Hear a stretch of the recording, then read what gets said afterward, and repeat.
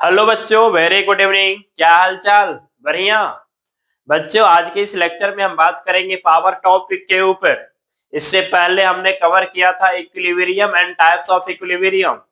Types of equilibrium में तीन type की इक्विलिब्रियम हमने कवर किया था: stable, unstable and neutral. Stable में पोटेंशियल एनर्जी मिनिमम था, है ना। स्टेबल में पोटेंशियल एनर्जी मिनिमम था, अनस्टेबल में पोटेंशियल एनर्जी मैक्सिमम था, और न्यूट्रल में पोटेंशियल एनर्जी क्या था? कांस्टेंट था, राइट। उसके ऊपर बहुत सारे हमने क्वेश्चंस भी इससे पहले वाले लेक्चर में ऑलरेडी कंप्लीट कर दिया था। इस लेक्चर में आज हम बात करेंगे पावर के ऊपर, और ये जो लेक्चर है वो छोटा होने वाला है, क्योंकि इसमें नॉर्मल हम केवल पावर पढ़ेंगे और उसके ऊपर कुछ क्वेश्चंस कवर कर लेंगे, राइट। चलिए, तो आज हम जानेंगे पावर होता क्या है। तो पावर जो यहाँ पे हम लोग कवर करेंगे, पावर जो रहेगा वो किसी फोर्स के द्वारा किए गए वर्क पे डिपेंड करेगा। ठीक है क्या? चलिए, तो पावर हम लोग पावर समझेंगे।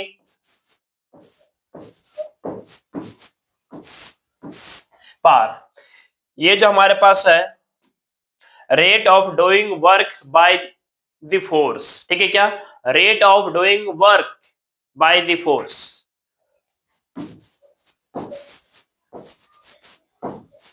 Rate of doing work by the force. By the force, clear है? फोर्स के द्वारा जो वर्क करने का जो रेट रहेगा वही हमारा क्या कहलाएगा? पावर कहलाएगा। यानी इसे मैथमेटिकल लैंग्वेज में लेकर के चले तो पावर जो होगा P, ठीक है ना, वो P हो जाएगा वर्क अपॉन टाइम। हमने आपको बताया था कि जब भी किसी क्वांटिटी को डिफाइन करने के लिए रेट वर्ड का यूज कर लेंगे तो उस क्वांटिटी को हम दो टाइप में डिवाइड कर लेंगे, इंस्टेंटेनियस और एवरेज, राइट। यानी कि जो पावर होगा वो आपका इंस्टेंटेनियस में आएगा और एवरेज में आ जाएगा।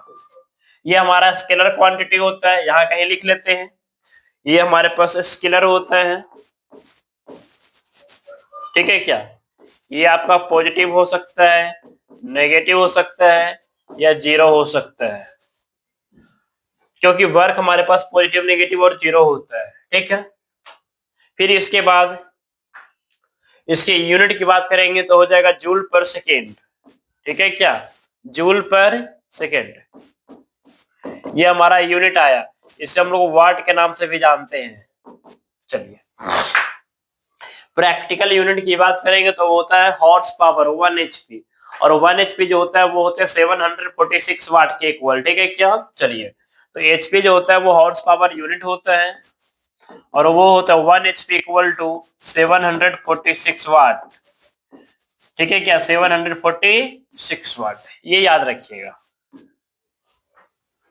ये होता है प्रैक्टिकल यूनिट।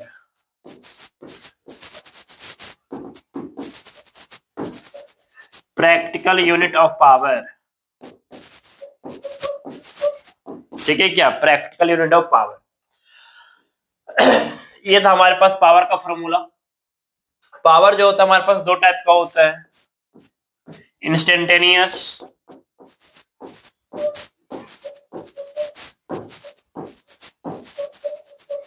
और एवरेज, ठीक है क्या? इंस्टेंटेनियस और एवरेज। इंस्टेंटेनियस में हमारे पास जो पावर होता है वो होता है dW/dt। ये तो सभी लोगों को मालूम ही होगा, है ना। चलिए, यहां से पावर जो हो जाएगा, एवरेज जो पावर हो जाएगा ना, वो हो जाएगा हमारे पास total work by total time, ठीक है क्या? Total work by total time, P equal to dW/dt, ठीक है। चलिए, अब यहां से आप इसे पावर को ब्रेक, वर्क को ब्रेक कीजिए फोर्स इंटू डिस्प्लेसमेंट के फॉर्म में, तो dx बाय में dt, ठीक है क्या? चलिए, यहाँ पे सपोज हम वेक्टर फॉर्म में काउंट कर लेते हैं, तो dx/dt क्या होता है? वेलोसिटी। तो p इक्वल टू हमारे पास एक और फॉर्मूला आ गया, फोर्स डॉट वेलोसिटी। तो फोर्स डॉट वेलोसिटी से यहां से जो हमारे पास जो रिजल्ट आ रहा है ना, ये केवल इंस्टेंटेनियस पावर के लिए डिफाइंड होगा। फोर्स डॉट वेलोसिटी जो होगा वो इंस्टेंटेनियस पावर के लिए डिफाइंड होगा। ये नहीं कि फोर्स डॉट वेलोसिटी जो हम इसके लिए भी डिफाइंड कर दे रहे हैं, नहीं। फोर्स डॉट जो वेलोसिटी है वो इंस्टेंटेनियस पावर के लिए डिफाइंड है। किसके लिए? इंस्टेंटेनियस के लिए। इसी को और अगर हम ब्रेक करेंगे तो पावर इक्वल टू आ जाएगा F V cos theta, F V cos theta. अगर फोर्स और वेलोसिटी सेम डायरेक्शन में हो गया तब एंगल हमारा 0 डिग्री हो जाएगा। ठीक है क्या? क्या कोई प्रॉब्लम है? नहीं, पावर कंप्लीट हो चुकी है। पावर क्या हो चुका? कंप्लीट हो चुका।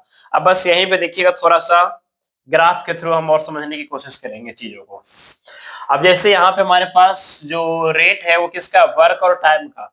तो वर्क और टाइम का अगर हमारे पास ग्राफ है, ठीक है, ये हमारा वर्क हुआ, ये हमारा टाइम हुआ, वर्क और टाइम का ग्राफ है, और इसके अगर टेंजेंट आप कैलकुलेट करना चाहते हो, ठीक है क्या, टेंजेंट,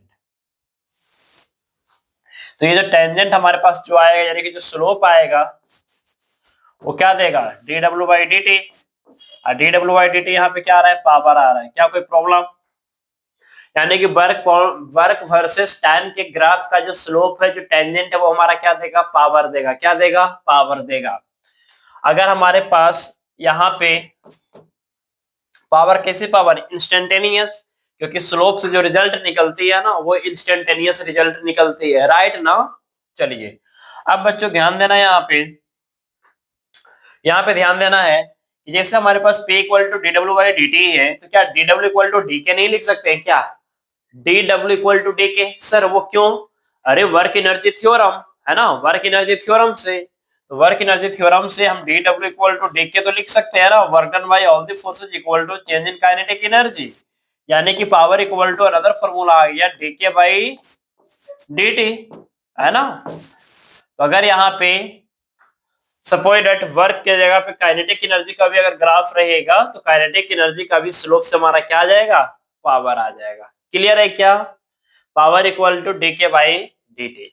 अगर इसे हम रिवर्स कर देंगे, मतलब पावर और टाइम का ग्राफ रहेगा, ठीक है क्या, पावर और टाइम का ग्राफ रहेगा, ये पावर और ये टाइम, पावर और टाइम का ग्राफ रहेगा, ठीक है, तो इसकी एरिया देगा, इसका स्लोप नहीं देगा, इसका एरिया हमें रिजल्ट कुछ देगा। इसकी जो एरिया रहेगा ना, यानी कि जो एरिया रहेगा, ये टाइम हमारा dt और ये हमारा पावर यानी p, तो यहां से हमारे पास मल्टीप्लाई करोगे तो p इंटू डी टी आ जाएगा, तो छोटा सा एरिया यानी कि d आ जाएगा।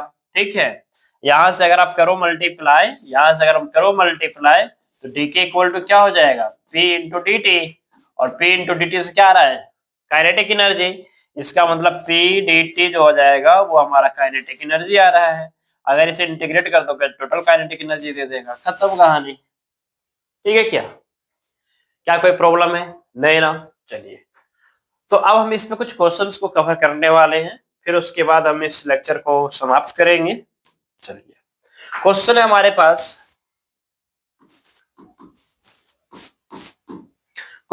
पास, डीसी पांडे के क्वेश्चन से। क्वेश्चन हमारे पास एक बॉल है जिसकी मास 1 केजी है, ठीक है क्या, drop from a tower, find the power of gravitational force. ठीक है, find power of gravitational force at time t equal to 2 second, take g equal to 10 metre per second square. यानी कि एक बॉल है, ध्यान सुनिएगा, एक बॉल है जिसकी मास 1 केजी का है, ठीक है, जिसकी मास कितना है? 1 केजी का। इसे ड्रॉप किया जा रहा है, ठीक है क्या, ड्रॉप किया जा रहा है एक टावर से। सपोज दैट ये हमारा एक टावर था जिसकी हाइट हमारा h है, t इक्वल टू 2 सेकंड के बाद ये कहीं यहाँ पे आ गया, ठीक है क्या, यहाँ पे after t equal to 2 second,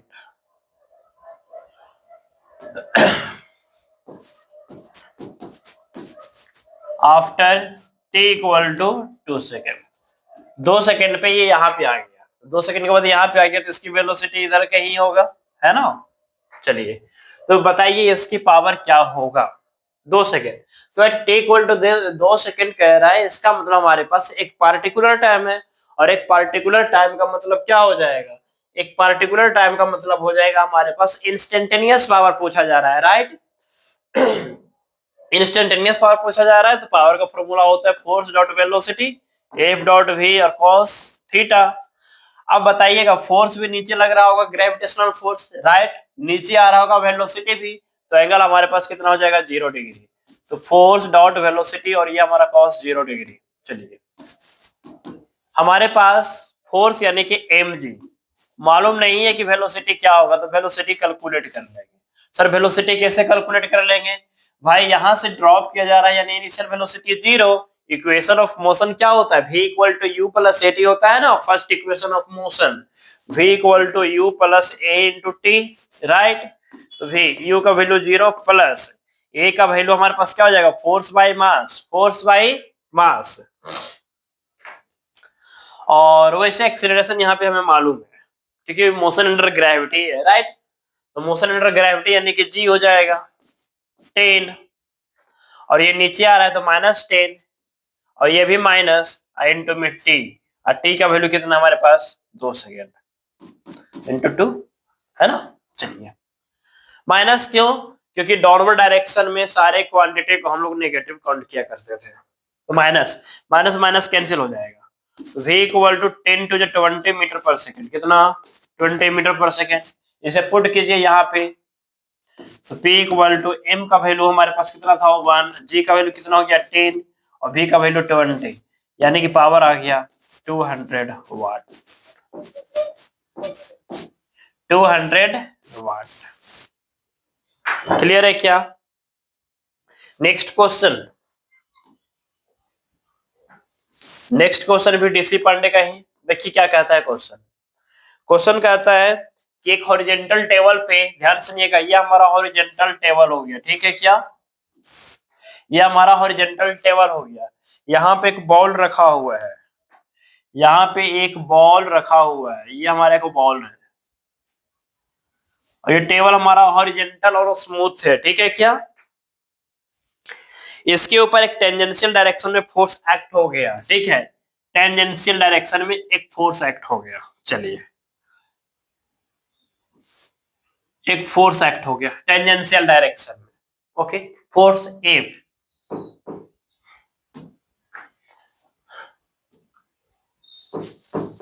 force F act हो गया टेंजेंशियल डायरेक्शन, ठीक है। आपसे पूछा जा रहा है एवरेज पावर, ठीक है, average power time interval t equal to 0 to t equal to t। एक फर्स्ट क्वेश्चन कह रहा है average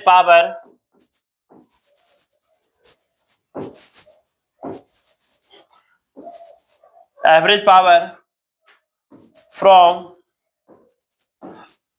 t equal to 0 to t equal to t।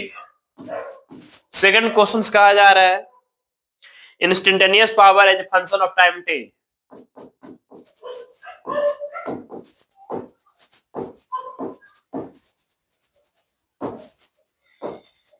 Instantaneous power as a function of t,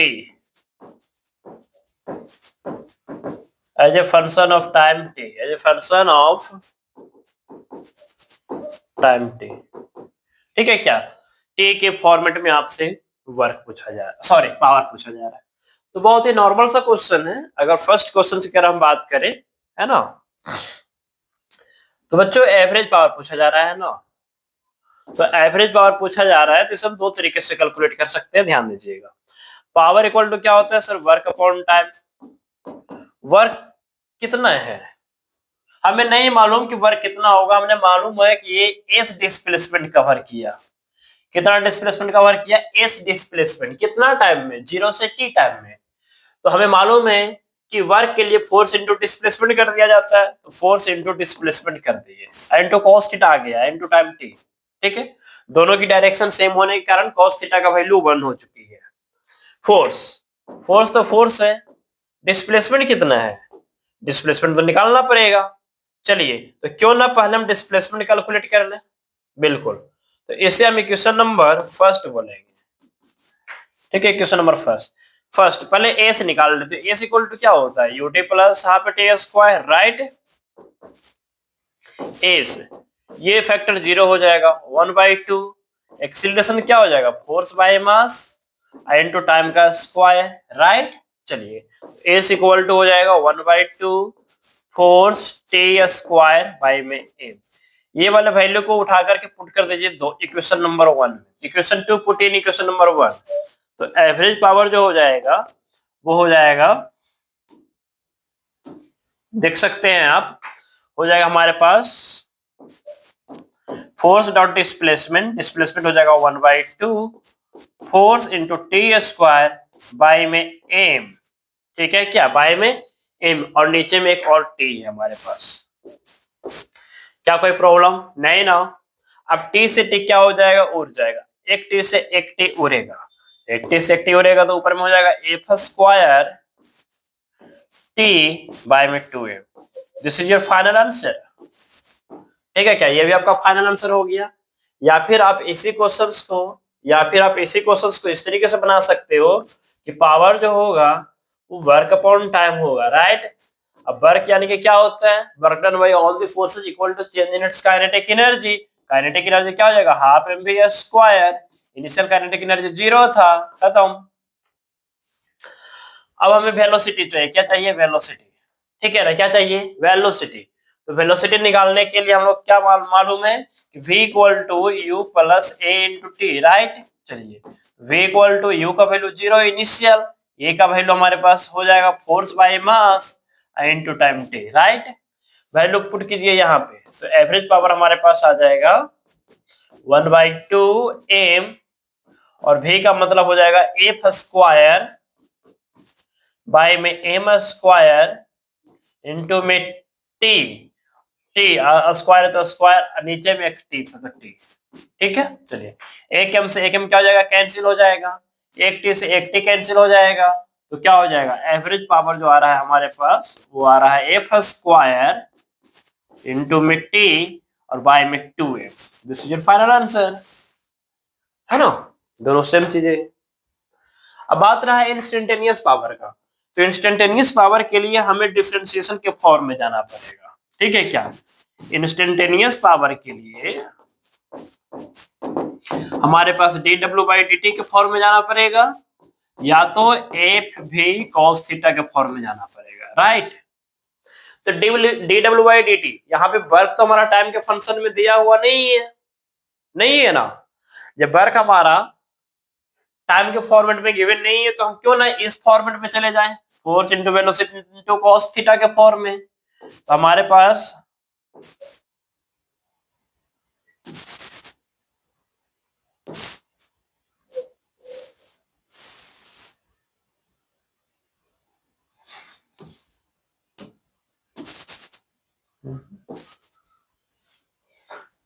क्या हो रहा है,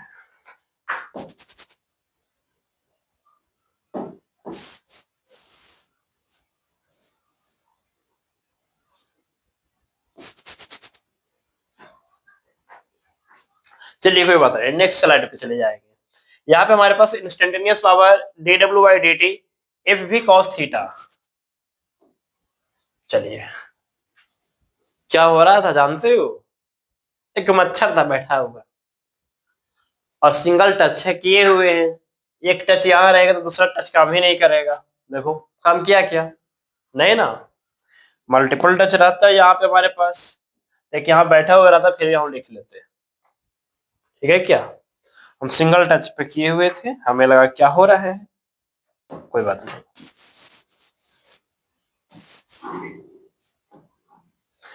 यहाँ पे हमारे पास आ जाएगा F B cos theta, F तो एफ रहेगा, और वेलोसिटी कितना था हमारे पास, वेलोसिटी क्या है हमारे पास, एफ इंटू टी या बाई में एम, आ गया आंसर, खत्म का एफ स्क्वायर टी बाई में एम। और आपका टाइम का फंक्शन के फॉर्म में पूछ भी रहा था, टाइम के फॉर्मेट में आ भी गया हमारा आंसर। तो ये था हमारा पावर का कुछ कॉन्सेप्ट जो कि हमने कंप्लीट किया। इसके बाद हम लोग पढ़ेंगे कंजर्वेशन ऑफ एनर्जी, क्या पढ़ेंगे, कंजर्वेशन ऑफ एनर्जी। उसके बाद हम लोग याद रखिएगा, जब ये चैप्टर कंप्लीट हो जाएगा ना, उसके बाद इसका वन शॉट लाएंगे, क्या लाएंगे, वन शॉट, और उस वन शॉट में धड़ल्ले से केवल क्वेश्चंस प्रैक्टिस करेंगे बाबू, ठीक है क्या। तो ध्यान दीजिएगा, ये पूरा का पूरा हमारे पास वर्क एनर्जी पावर लगभग कंप्लीट हो चुकी है, इसके कुछ परसेंट 2-3% और हमारा बचा हुआ है, उसको कंप्लीट करके वन शॉट लाएंगे। और इसके बाद जो भी चैप्टर रहेंगे, आपका सर्कुलर मोशन होंगे या रोटेशनल मोशन होंगे, सेंटर ऑफ मास होंगे, जो भी चीजें होंगे ना, वो आपका वन शॉट के फॉर्मेट रहेगा। पूरी तरीके से इस तरीके से डेप्थ में स्टडी नहीं करेंगे, फॉर्मूले को डिराइव नहीं करने की कोशिश करेंगे, कुछ कुछ फॉर्मूला जो हमें लगेगा कि डिराइव करना है उसे डिराइव कर देंगे, अदरवाइज हम उसे वन शॉट के फॉर्मूले में लेकर चलेंगे। ठीक है क्या? चलिए, क्योंकि क्वेश्चंस प्रैक्टिस करना ज्यादा जरूरी होता है और लास्ट टाइम पे क्वेश्चंस प्रैक्टिस ही किया जाता है और ज्यादा कुछ नहीं। तो ठीक है, मिलते हैं next lecture conservation of energy के साथ। ठीक है क्या? चलिए तो मिलते हैं नेक्स्ट लेक्चर।